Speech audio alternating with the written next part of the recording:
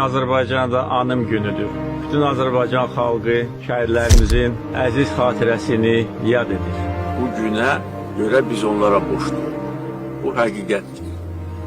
Nə qədər dövlətin gücü olsa, nə qədər silahı olsa, nə qədər düzgün hərbi əməliyyatlar, planlar qırılsa da, qələbəni əldə edən əskərdir, zabitdir. O gedir.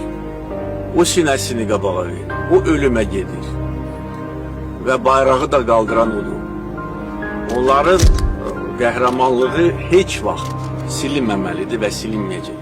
Biz buradayıq, siz buradasınız və nə qədər acı olsa da onların yaxınları üçün, doğmaları üçün bir təsəlli var.